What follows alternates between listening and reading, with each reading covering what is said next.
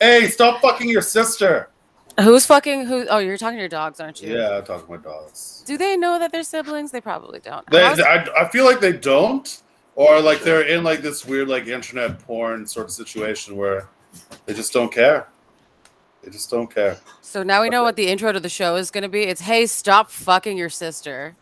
Excellent, I like excellent. it. Love I like it. it. Love Is Hell there yeah. an issue with dogs fucking siblings, though? I feel like... I'm sure that there is, because I don't think they really care. Well, think about how Yeah. purebred dogs are. I think, Kevin, since this is your episode, I'm going to have you intro it.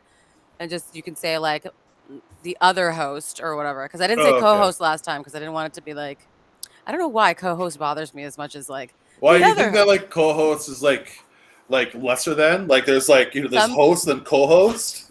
Some people might think of it that way. You know what I mean? It's just like I the don't like chief and the that. co-chief. I don't like that either, right? Chief and co-chief. You got it. Fuck.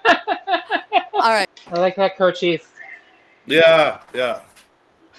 I call all of my co-producers out all the time. I'm like, you know what? You're a co-producer. You're not a full producer. You're a co-producer. I've had people being like, oh, we're co-producers. I'm like, no. I'm the producer.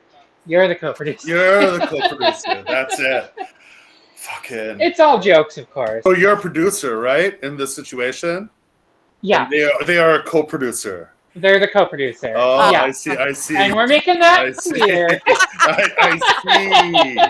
I see now. This is why the show is like two co-hosts, but when we talk about the other person, we don't say co-host. Mm-hmm. This is the thing I'm stipulating. I didn't do it in the first episode, and please don't do it to me. Okay. Just whenever you're ready, Kevin, you can do your thing. Right? Just start with a cough. All right. Hey guys, you guys are listening to Almost Indians, the podcast. My name's Kevin Shawanda, and this is my host, my other host, it's Rush Kazi. Hi. Not my co-host. And no co-host here. Co-host free yes. zone. So this week we're going to be talking a little bit about Canada's dirty secret. Before we continue, we have a guest, Kevin. Oh, right. I am also an inexperienced host. This week, we have a special guest with us, somebody from my hometown. Their name is Alice Rose. How are you doing today? Alice, introduce yourself. Yes, Sudbury represents. Hey, I'm Alice Rose. I'm a comedian producer, which currently means I've been unemployed for the past year and a half. Living on CERB, wondering if this is just what retirement is going to be like, on a fixed income. I'm in bed at like 9 o'clock at night every night. What the fuck else are you going to do? Nobody invites me for family dinners anymore, Just like retirement, you're right. Just like retirement, yeah. I try to play with this idea that I'm actually like an 87-year-old with Alzheimer's. Ooh. And the entire pandemic, like it's just a little thought experiment for me, but the entire pandemic is in my head. And like it's just my way of rationalizing why I'm so isolated and like my only purpose in life is screaming into my phone about the way things used to be. It's a fun little, yeah. I don't think it's just a thought. I mean, maybe we're all in this together like the Matrix. Like we're all plugged in somewhere and all of our subconsciouses are just like being like brought in through wires and we're all fucking having this horrible experience together because of that. That's like the worst like groupthink that's ever happened. Like if that's the case, yeah. This is the best that we can come up with. That's fucking sad. So, well, we were doing all right, but then someone in upper management just left and the whole thing's falling to shit. Yeah. Like the programs are running, but nobody's making checks and balances. Someone quit because they didn't get a good enough raise and now we're fucked. Oh. Yeah. It's sort of like the one episode of the Black Mirror, the one where they're living in that retirement home, like where they like clone everybody's brains and put them into like a big like AI simulation. San Junipero, yeah. That's the one. Yes. So amazing episode. Oh, I don't really watch Black Mirror. I found the very first episode that they showed like on Netflix, which I think is like that third season, really. But the first episode they released pissed me off so much that I was like, I can't. Which one was it? It was like the first episode of the third season. The one where the social media points, you know? Oh, Yeah, that was pretty obnoxious. That Yeah, was it was yeah. bad. And everyone's like, "Oh, you don't need to watch that one." I'm like, "But that's the one I watched." And then I tried to watch the movie and I was like, like you know, like the The RPG one kind the of, but Choose Your not really. Adventure one. Yeah, that's it. Choose your Yeah, adventure. And I'm still like, Bandersnatch or it's kind whatever. of fun, but then also no. It's sort of funny that like Yeah. that's the social media one, like social credit one is one you watch because they're doing that. They're trying to implement that in China now. So it's like sort of like art imitating life sort of thing. So A little Oh. truth and fiction, yeah. yeah. Okay, Kevin, why don't you introduce the topic? Because Okay, we so want to know. from one dystopia to another, we're, like what we're going to be talking about today is sort of Canada's deep dark secret that has been kept out of like the international eye for a long time, and has recently sort of been gaining some traction due to some really unfortunate discoveries on the grounds of different residential schools throughout the country. And as of right now, I believe the official count is 1,323 children in unmarked graves. Oof. Yes. So, Alice, you're welcome. We're gonna take you through some really dark shit. We're gonna have a great time talking about death and genocide. Is Yeah. that All it? right. Yeah. Wow. I mean, the other day when I asked if there was anything I could prepare for this episode, I got nothing. And the way So we like thanks for- doing it is like we want to throw the topic at someone because we don't want them to prepare. We're actually the host that's presenting the episode is gonna just tell you what they researched, and yeah. we can make off the top quips as we go. I don't know how funny this one's gonna be. Yeah. I mean, the Normally first I think I'm with like Kevin pretty- and I, it'll still be kind of funny, I think.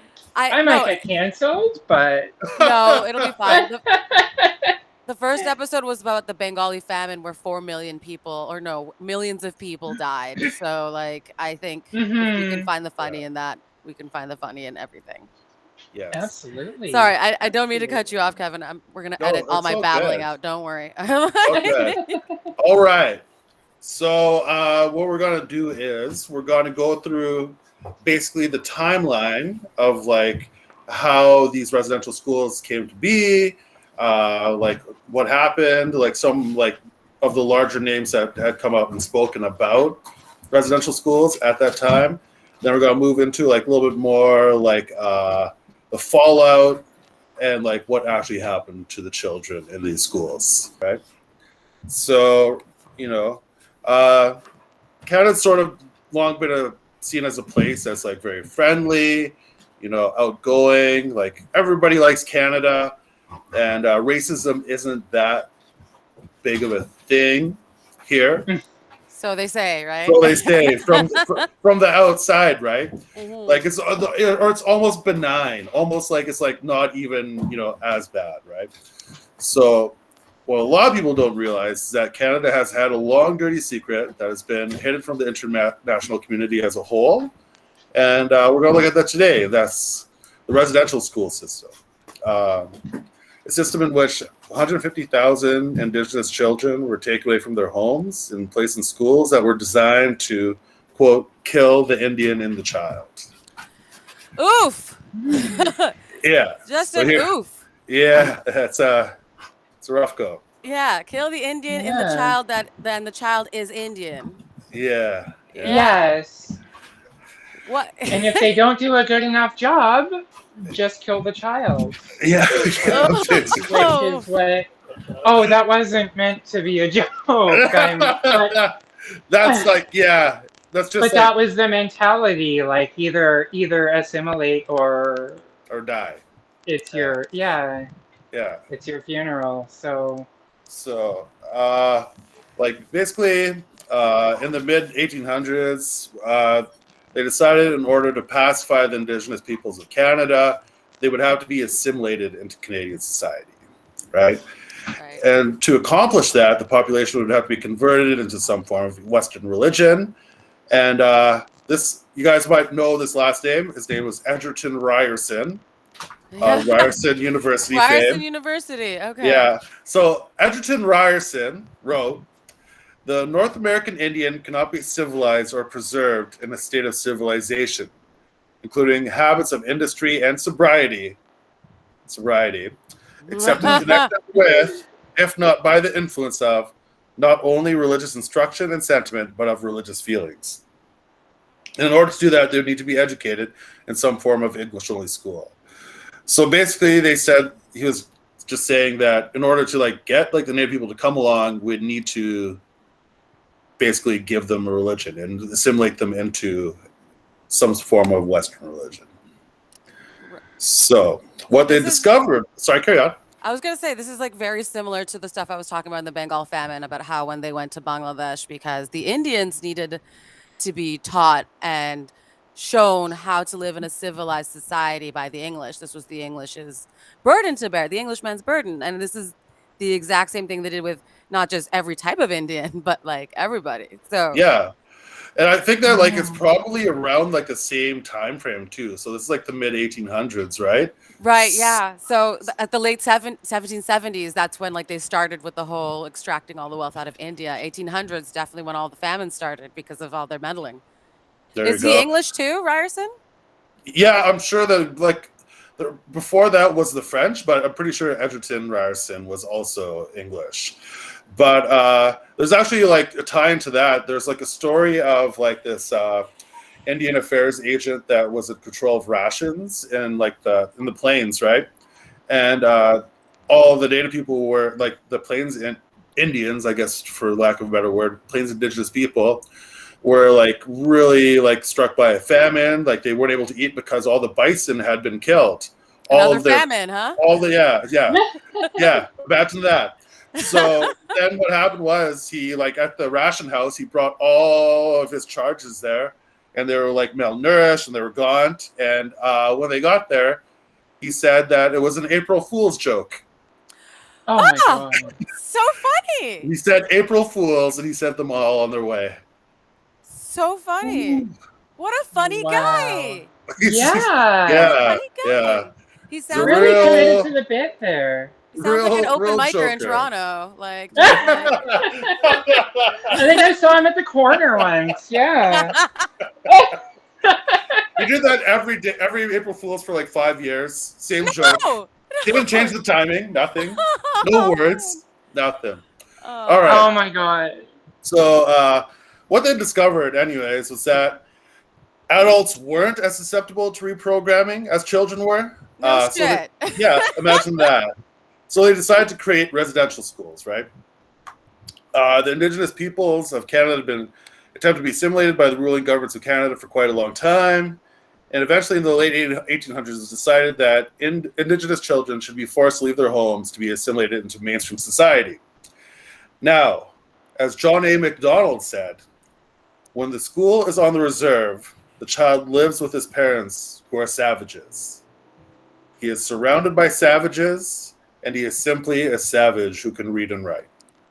John A. MacDonald. John A. MacDonald. Motherfucker, everybody. that's on our money, right? Yeah. Another one. Yeah. So, and finally, in 1894, they made an amendment to the Indian Act to make attending residential schools mandatory for children between 7 and 16 years old.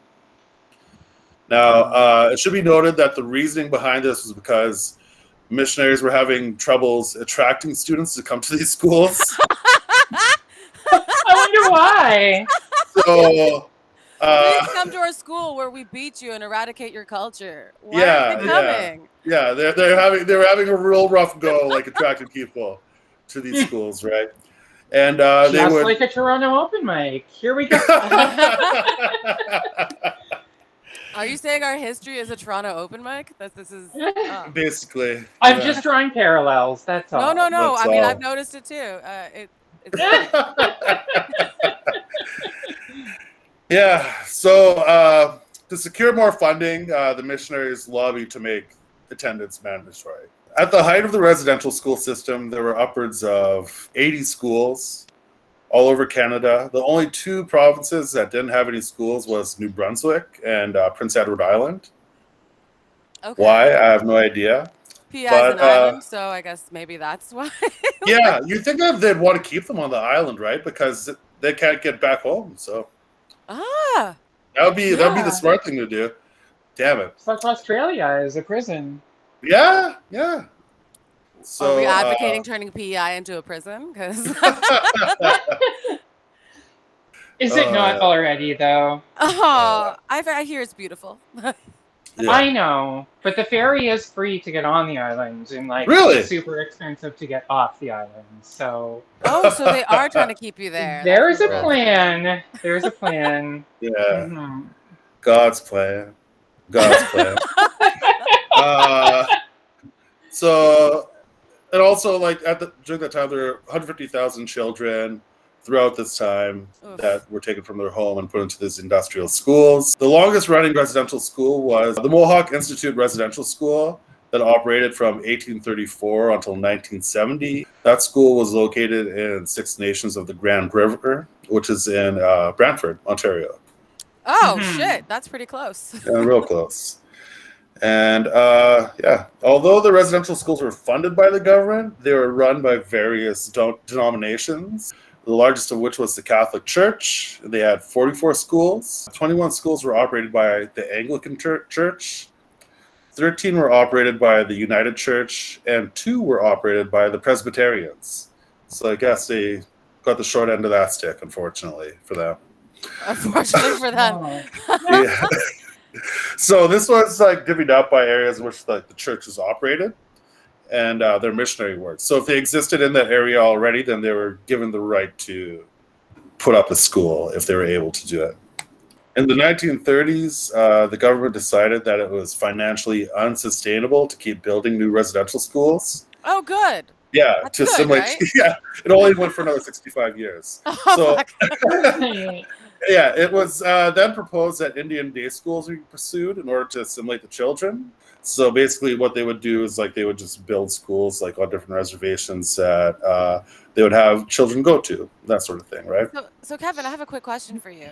Yeah. You're saying 65 years. So when was the last residential school operating in Canada? 1996. Ah! Yeah. 96. I was Yeah. in grade 6. Like I was Yeah, a yeah. living, Mhm. breathing child about to start listening to the Backstreet Boys the next year. Like that's how Yeah. recent that is. And, Yeah. like, Yeah. Yeah. day schools, how long did they go? Unless this is something you're covering later. Like I was actually going to cover the Oh, then residential school thing in a bit. So 1930s, the government decided it was financially unsustainable to keep building new residential schools to assimilate children to Canadian society. It was then proposed that Indian day schools should be pursued in order to assimilate the children. Of course, the various denominations were against this and believed that the system should be restructured, but should actually be intensified. What? Which they sort of actually did, until No. eventually in 1969, the government of Canada, specifically the Department of Indian Affairs, took control of the residential schools. And the last residential school, Gordon Indian Residential School, in Punachie, Saskatchewan, was closed in 1996. Wow. So that's like the general, I guess, like timeline of like when this all happened. I know that the Indian day school on my reservation was closed in 1988, Okay. which like I went to that school, like in like years, like so like the systems that were in place, even though like the government like and the church was no longer allowed to take care of that, I was actually sort of like I actually went to a day school myself. That is insane. That is Yeah. insane. Not just like knowing that someone close to your age went to a day school. It's like someone you know. Like, Personally, yeah, personally know. yeah, Went to one of these horrible places. yeah. I'm so sorry. No, it's not your fault, but like, thanks for acknowledging it. Yeah. Oh, fuck. That's all we're asking for. Yeah. Just a little acknowledgement. Fuck. Oh man. All right. Yeah, and that's such a good point. Is like, all you're asking for is acknowledgement. Yeah. That's I mean, I'd be it. asking for more. Like, Yeah. Yeah, and Money. I think, yeah, give me some money. Money. Actually, you know Restitution, what? baby. Like, I'm actually applying. There's like a class action lawsuit for like Indian day school survivors that like I'm trying to like get in on. But like as we'll get into in a bit, the government is notoriously bad at fighting like survivors of these schools to get like the money that the government said that they'd give them to begin with. So so the government has already said that they're going to give them these restitutions. Is that what you're saying? yes, they've already given restitution to a lot of residential school survivors. Wow. Okay. I didn't know that. Yeah. So there's like we're gonna talk about like one of the particularly bad residential schools. It's called St. Anne's. St. Anne's was like near like Fort Albany, Ontario. So like near like sort of like Cochranish area. Like it's sort of like caught like the James Bay. So like Saskatchewan, Attawapiskat, some of these places that you might have heard of because of they had like issues with like clean water and flooding and all this sort of stuff. Right. yeah, Attawapiskat was a big one in the media. Yeah, I yeah, think 5 years ago. Yeah. because they were like their community as a whole was displaced and made to like had to live like in like Timmins for like 6 months or something like that. Yeah, So- and like school gyms and arenas and stuff like that. Yeah, it was real bad, Whoa. real bad. Living Yeah. in arenas. Yeah, it's great. Oh man. Okay, Yeah. so And not like, like Superfan, like actually living. yeah, not even having a good time, you know. Mhm. So yeah, so like the conditions like in these schools, like you might ask yourself, well, how bad were these schools actually, right? You might ask yourself if you're particularly dumb or you just don't or if you don't really want to like acknowledge like the shit that's gone on in our country, right? Yeah. So in 1906, there's an annual report by the Department of Indian Affairs submitted by Chief Medical Officer Peter Bryce that highlighted that the Indian population of Canada has a mortality rate of more than double that of the whole population. And in some provinces, more than 3 times, right? Mm-hmm. And among the list of causes, he noted tuberculosis and the role residential schools played in spreading the disease by the way of poor ventilation and medical screening. So, like, there was even some places where, like, children were made to play with other children that had tuberculosis, which was pretty well like a death sentence, right, at that time. Like forced to? Like they're trying Forced to to, like tuberculosis? made to hang out with these children that had tuberculosis. There's like pictures of like online of children. Maybe we'll look for it later of children that like they're like chilling out with like these kids that have like the head wraps, Yeah. and that was like an indicator of tuberculosis that they had like something going on with them. So there's children that didn't have tuberculosis right beside children that did have tuberculosis. So this is like a form of germ warfare at this point. Like, yeah, at this point, yeah, totally. Wow. Yeah. Were there? I mean, I'm assuming it was absolutely that because I don't know that tuberculosis. There were efforts to like promote herd immunity or anything like that, or like people saying, "Oh, it's it's better for us," like the measles or like chicken pox. Yeah, It's yeah, best to get it early because it doesn't affect you as much. I yeah. don't really believe that that's true in this case. No. So in 1907, Bryce reported on the conditions of Manitoba and Northwest residential schools, stating, "We have created a situation so dangerous to health that I was often surprised that the results were not even worse than they have been shown statistically to be." And in 1909, Bryce reported that between 1894 and 1908, mortality rates at some residential schools in Western Canada ranged from 30 to 60% over 5 years. That is, over 5 years after entry, 30 to 60% of the students had died. So like almost more than half. Yeah. Wow. Had And it's died. 150,000 students? Yeah. Like, Yeah. So up to 60% of children had died by the time they were there for 5 years. oh my God. Wow. Heard us some more, Kevin. Tell us more. Now we're going to get into the specific things that happened to some children at the schools. Is this still at St. Anne or just all of the schools? So those were all the schools. That guy was talking about like all the schools in Western Canada. So St. Anne's, like that, I was talking about like the general, like that's what was going on in residential schools, and now I'm talking about like what had happened specifically at St. Anne's. Okay. So at St. Anne's, there were one of the forms of punishments that they would do is that they would make children sit in an electric chair. I'm sorry, what? Can you say that again? Because An electric that sounds chair. insane. Yeah. So what they would do to like punish some children would be there was a chair that looked just like any other chair, except it had 2 electrodes on either arm, and they would make the children grab one of the electrodes in each hand, and they would run an electrical current through the chair. This is a child. This is a child. There was like some like instances where like the priest would take like one of the children, tell him to go downstairs, and he would have the other children beat that child. And one in particular recalls having like blankets wrapped to his legs and around his neck, and they would play tug of war on the child. There was sexual abuse. There was also girls would wrap a towel around their neck until they almost passed out, as a means to escape the realities of what was going on in these residential schools. Oh my God.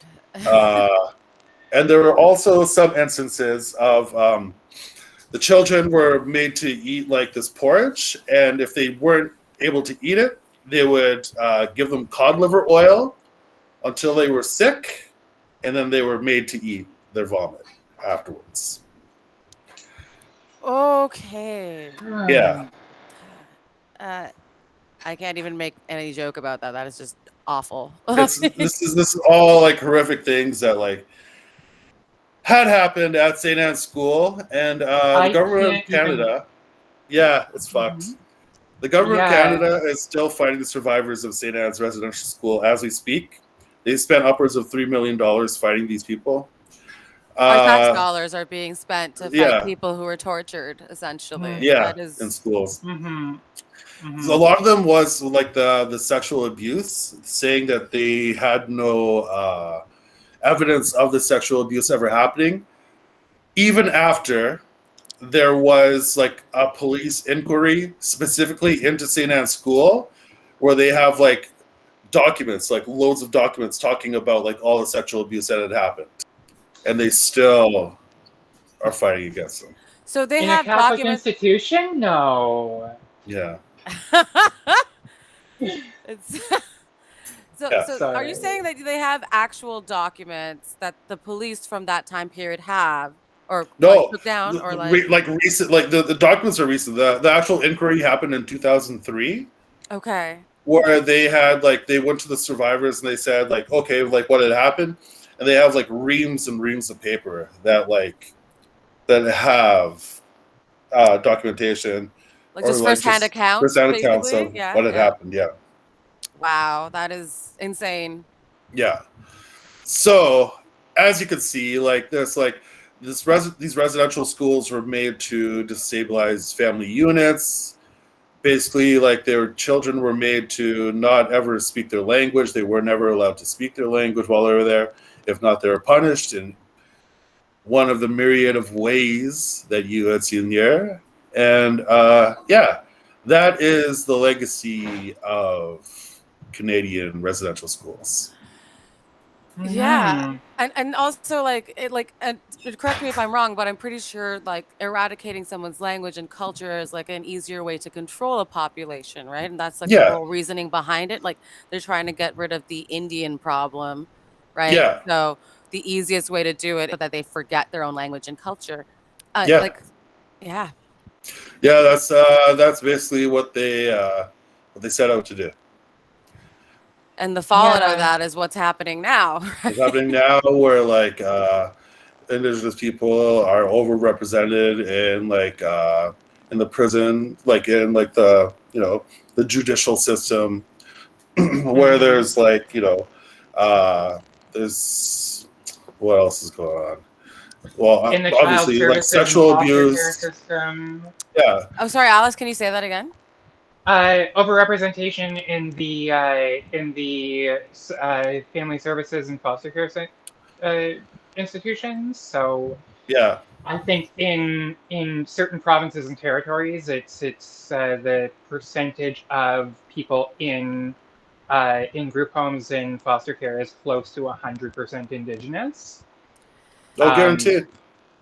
Where and growing up in the Northwest Territories and seeing other Indigenous cultures and places with large Indigenous populations, I'm not surprised. I'm absolutely not surprised because I No. saw children living on the streets and I saw children going from home to home and children who were like in class one week and not in class the other week, and they were all Indigenous children. So Yeah. in my opinion, they say they closed down the residential schools in 1996, but I would agree that in so many places they just restructured them.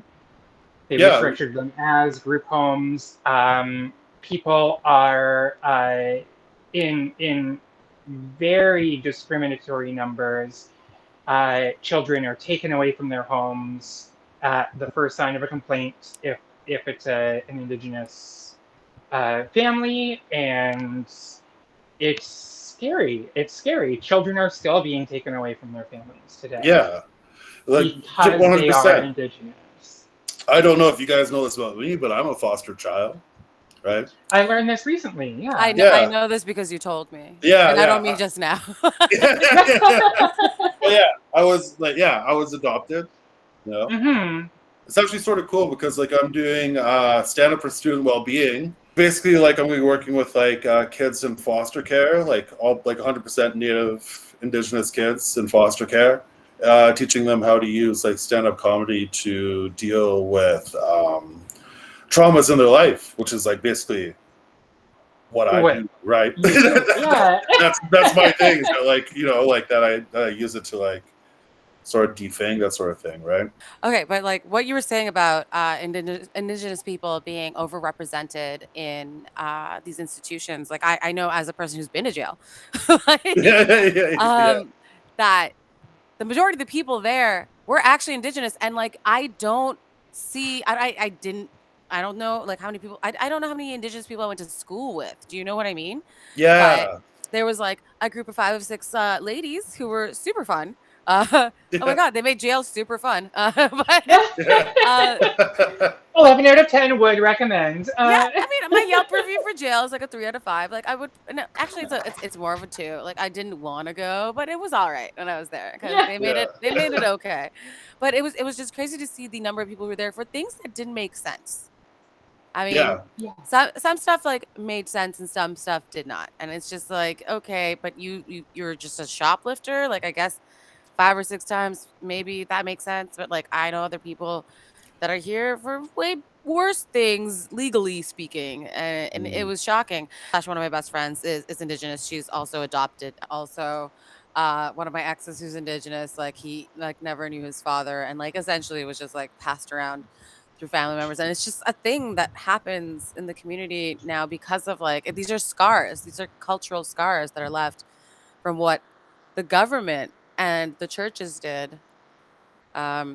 I didn't have anything smart to say. I just wanted to contribute, I guess. Okay. No, that's like definitely something that is worth saying, right?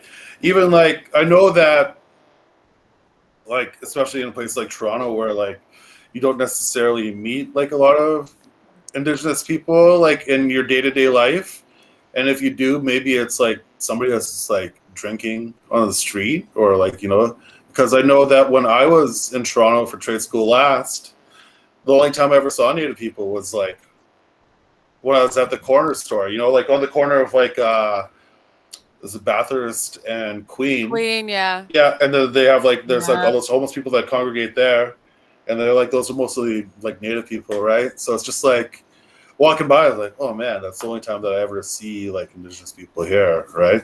So. Mm-hmm. And it's true. I talked to a lot of people in Toronto, and unless they have a reason to go out to like the Six Nations, or even hearing about the land disputes in Caledonia and Cayuga and all of these areas on Six Nations lands, which is our backyard, and they don't know anything about it, and they don't have connections. There's an abstraction between our Indigenous communities and our Western communities. Mm-hmm. Ooh, what I find actually, what I should clarify when I was talking about like one of my best friends who is adopted Mm-hmm. and is Indigenous. She just assumed she was adopted and Indigenous, but I think recently or more recently, I'm remembering this now, and that's why I'm correcting what I'm saying earlier. Mm-hmm. She's saying that she has no actual proof that she's Indigenous, so it's just one of those things where like it Indigenous people are so much in like the adoption and like foster system that like people are just going to assume that your heritage is that. 'Cause she grew up Ooh. believing that she's Indigenous, and I think she's getting evidence that she's not now. She's Oh, also true. she's also from Sudbury, which is No way. yeah, Oh, yeah. Imagine that. very interesting. Yeah. Hmm.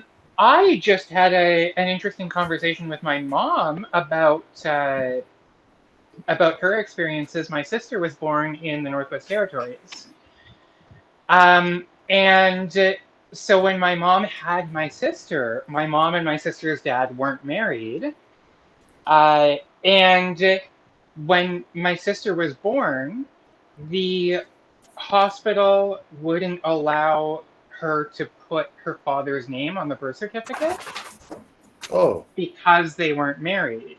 And the reason of that being is that a lot of white people will have children or marry Indigenous people or claim an Indigenous person as the father in order um, to get the benefits of Oh, the wow. Indigenous communities out there. Oh my Because God. yeah, and it was such a big problem. And this is a community that's it's a dominant Indigenous community. So you know the Mm-hmm. city of Yellowknife, white people are the minority there. That's kind of the only Yeah. place in Canada where you can say that. So it was such a pervasive issue that they wanted this whole process of going to like the Justice of the Peace and all of these things to have her father on her birth certificate and to take her father's last name. Wow. Yeah, that's insane. I do know that that the government, given it like an opportunity, will try to not acknowledge like Indigenous like ancestry. Like, and that's sort of like back in the day when like if you're a woman and you had married a non-Indigenous man, then your Indigenous status was taken away from you. Yes, I remember Yes. reading that. Oh, hold on, Kevin. There was like a bunch of shuffling in the background. Is it the dogs? Hey, no, they're good now. Okay. Oh, this is my wife. Oh, hi, wife. Yell at me. Oh, the yelling at us. Yelling at the dogs. Oh. Awesome. On that note, you guys want to move on to our video presentation? Yeah, sure. Introduce the Yeah. video. Like we're just introducing it. Oh, sure now. No, but introduce it vocally with your mouth, with your face hole. My face hole. What It's shared. are you sharing, Kevin? I'm sharing a video about St. Anne's. Oh, okay. Wherein they talk about some of the stuff that had went on.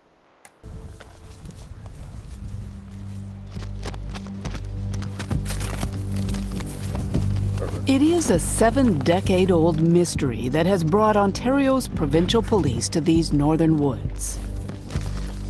What they are looking for are graves. We're gonna walk about a mile. That's a long way to be hidden, I guess. In 1941, 3 young boys went missing from here, never seen again.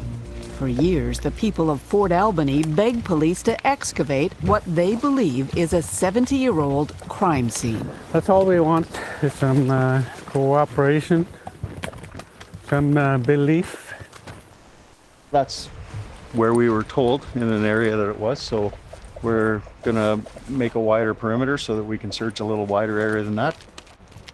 Time has hardened the unanswered questions into a deep and abiding suspicion of what really went on in one of Canada's most notorious Indian residential schools. It was called St. Anne's, funded by the government and for decades administered by the Catholic orders of the Oblates and the Grey Nuns. Can we talk about how evil this bitch looked? I was just gonna St. say, Anne's, yeah. funded by the government and Joe, for decades administered by... Look at this There we bitch. go. oh There my we go. god. That She- is Nosferatu incarnate. That woman. There's like a fake widow's peak, like just put into her cloak, just so you know that she's evil. Yeah. Which I'm sorry for anyone who has a natural widow's peak, but you know you look evil, right? Just grow a goatee, bro. Fuck.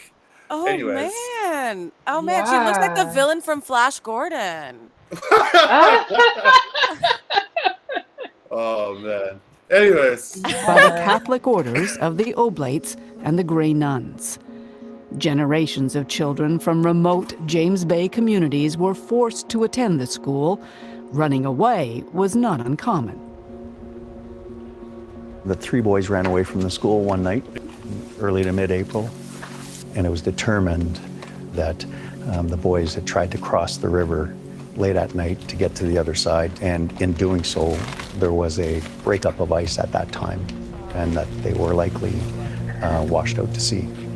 That is the 70-year-old That is awful. official story, but Cree elder Ed Matatawaban says a community story handed down through generations is that the 3 boys returned to the school and were punished to death.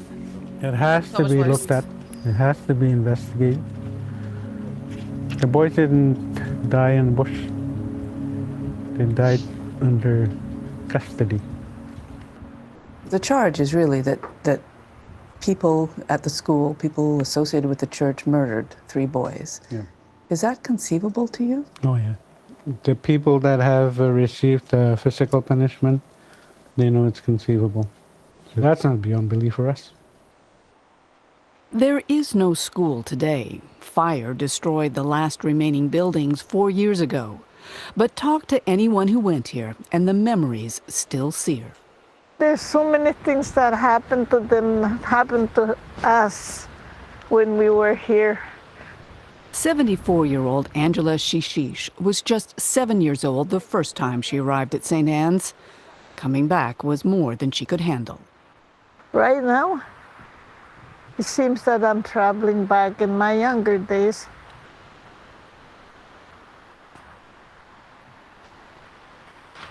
I could hear the kids. Now we better go back. You don't want to hear anymore. No, I'm feeling too weak. Okay. Let's go back then. Come with me. So sad. I remember we used to go in another building to go and take our breakfast. I didn't want to eat the porridge because it was too thick, didn't taste right. And the other girl that I saw, she got sick. Same thing happened to me. One of the helper, the big girls, was the one pulling my hair, and then was standing beside her, grabbed a spoon and fed me my vomit. Couldn't swallow it at first. Couldn't swallow it. I don't even have words.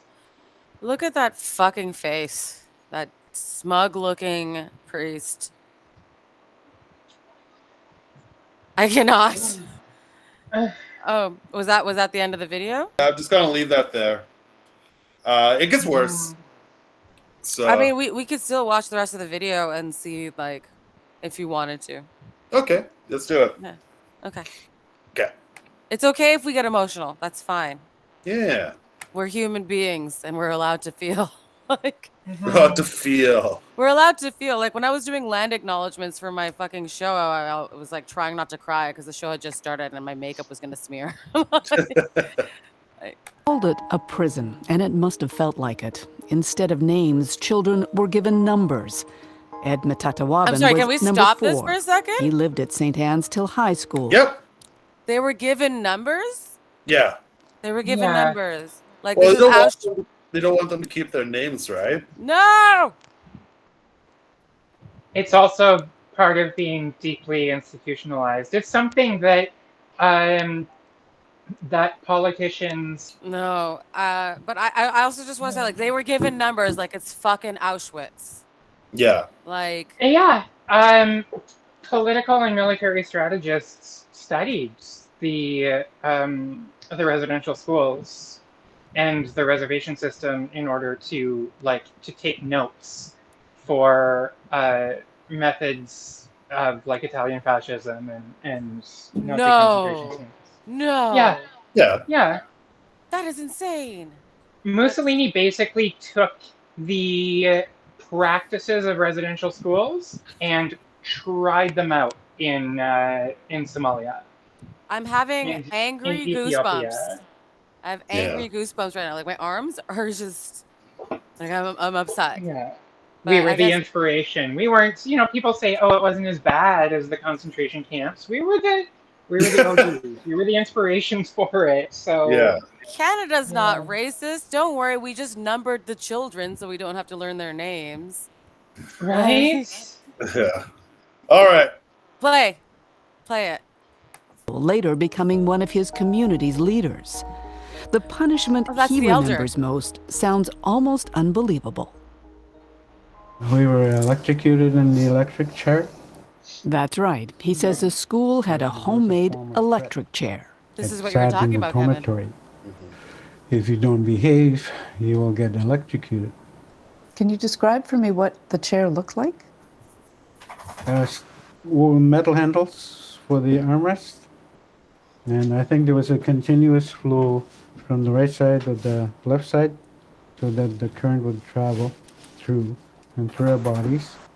People would cry, people would squirm, and different reactions. There were priests, nuns, fear, isolation. St. Anne's was a petri dish for abuse. Angela Shishish remembers one priest in particular who would translate for the visiting dentist. In those days, you know how when they used to give you a needle to freeze, it was very painful, eh? My hands were tied up like this. So was my legs. Tied to the chair. Yeah. And he says I saw two of them that I have to fix. It was when the dentist left the room that the priest took over. I'm sorry, what? That priest started to kiss all over my face. And I was scared. And I cried, sitting in the chair like that. And the dentist came out. Are you afraid? You're crying? Are you afraid? And that priest kept on saying, yeah, afraid.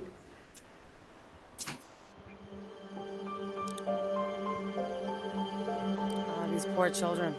Mr. Speaker, I stand before you today to offer an apology to former students of Indian residential schools.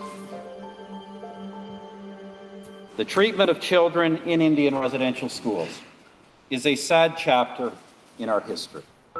In 2008, Canada's historic apology to residential school survivors came Am I the only with one a who's promise. shocked that In Stephen return Harper for did not this? suing the government, Yeah. I'm not shocked because I remember this, but it's shocking that he was the one to make the apology. I Yeah. remember it too, and I think at the time I was like, "You fucking bastard! Like, you're just trying to like do something because this is what's being demanded of you." But I'm still shocked that he's the first one to do it. Yeah. Mhm. Well, I don't think that anybody really wanted to be the person that like had to apologize for residential schools. Like, I don't think anybody was really like interested in that. But you can almost tell like when you're listening to Doggies, shut up. yeah, doggies, shut up. You can always like hear like when Stephen Harper is talking that like he doesn't really give a shit. Like there's no emotion. There's no- He's just saying it like he's like a bad kid in the principal's office. You know what I mean? Yeah. He's reading the words off the paper and just, yeah. Yeah. So like the rest of this, like I only want to like really talk about like the impact that it had on the people. The rest of this goes into the government's fighting the survivors of St. Anne's for the money that they're trying to get for the sexual harassment. That was really hard to watch. Yeah. It was really hard to watch, and the only reason I was like, let's play the rest of it is because like I'm like, I feel like we need to know. It's like sort of steer into the sked. Exactly. Yeah. Oh, here's my box of wine, guys. Sorry. It's Not okay. discreetly at all. No. It's fine. Last episode, it was just like James fucking smoking a joint right on the screen, and and Kevin be like, "I ate an edible." I'm like, "Okay, we need someone who's not high." And like, you're the one who's not high. I'm like, damn it. Yeah, that was it. I was sober for that one. I held off on smoking or having any edibles this time because I It felt makes like it was. sense because I was it sober warrants- for my show. You know what I Yeah. mean? Like, you want to be straight with your own episode because you don't want to be like, and then fuck them, right? Like half the time, like I could feel like the air around my arms as I'm speaking. That's like the worst feeling. That's how high you are. It's just like you could feel it. Yeah. So yeah, I feel like I've said and we've listened to what I had wanted to speak about.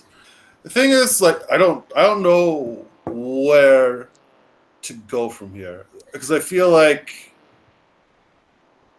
it's such like a hard topic that like it's like I can't really conclude or like sum it up in any like 2 or 3 or 4 sentences. That's fair. But all I can really say is that like that's really what happened. I feel like people should know that that's what happened. People in should these places. know. People Yeah. should know. And with that, this has been Almost Indians with myself, Kevin Shawanda, my other host, Rush Kazi, and our good friend, Alice Rose. Thank you.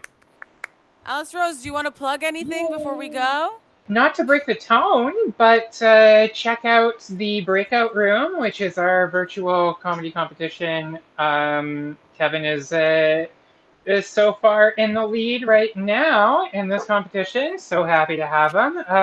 It airs Wednesday nights. Come to our Facebook page or buy a free ticket on the Comic Sans shop. Go to comicsansproductions.ca.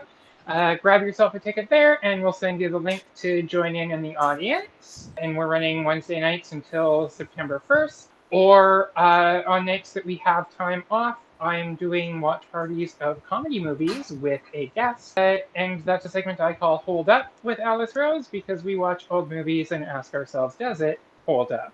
That's funny. That's a cute premise. I don't want to say that I'm the front runner. That's for other people to say. Canada Day celebrations have been canceled, and before that there were a lot of calls to cancel. What do you have to say about that? I know that you were very conflicted before. I continue to be conflicted. And why? Like, because in one sense, this is where I grew up and this is where I live, and like in some ways I'm very proud of this country and what we stand for.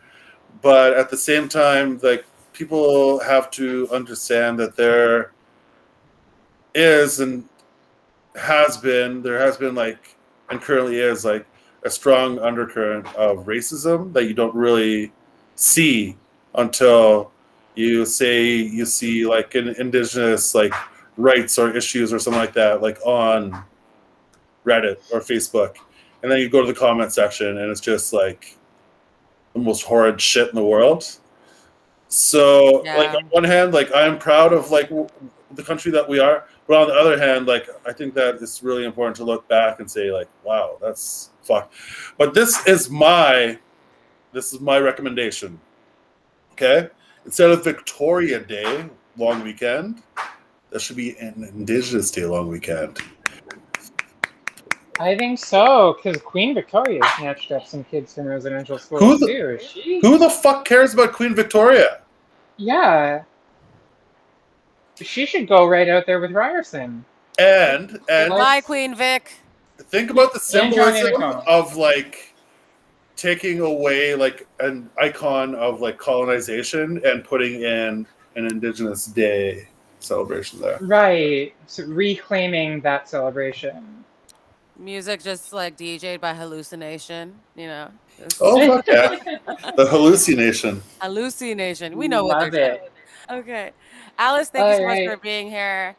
My Yeah. pleasure. And Kevin, I know this was your episode, so it's weird that I'm thanking you, but I'm thanking you because like I know that you were originally apprehensive about even doing an episode about residential schools because it's very like, Tender.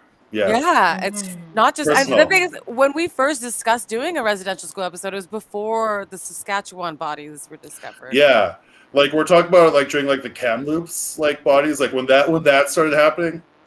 And even then I was like, ooh, I don't know, right? Like I wasn't like too sure if I wanted to actually do it. And then like as it got like it just progressively got worse and worse and worse and like will continue to get worse. But I think it's interesting to like I heard that any Indigenous person that you know is either a first, second, or third generation survivor of an Indian residential school. Yeah, no, Right. that totally makes sense. Based Not on even 6 degrees of separation. No. It's 3 maximum. Yeah.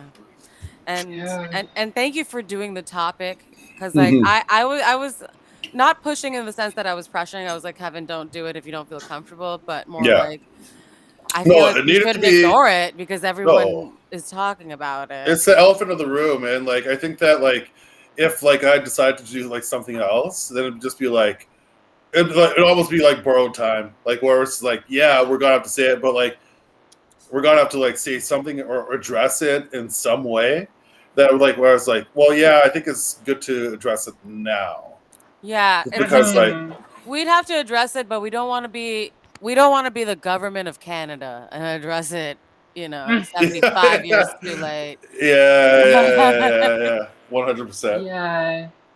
No, I think this was really important, and thank you for including me in this, and for having me as a guest in this really important conversation. Thank you for being here, really, Thank truly. you so much, Alice. Yeah.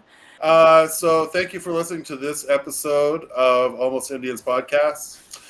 Catch us next week where we talk about something else equally as horrible. Okay, and it's presented by me. You forgot that part, but that's Oh, fine. presented by Rush Kazi. You don't have to yell it so weird. God. All right, let's try this one more time. Okay. Okay. All right. Thank you for listening to this episode of Almost Indians podcast. Catch us next week where Rush Kazi will provide us with like some other horrible shit. So yeah, that's fun. Yeah. Okay. Thanks, Kevin. Thank you Thank so you, much Kevin. You want to try another one? Yeah, sure, if you want. Rush Kazi. No. No. Not just my name. Still yelling. Rush Kazi. Okay, cool. All right, I think we're good.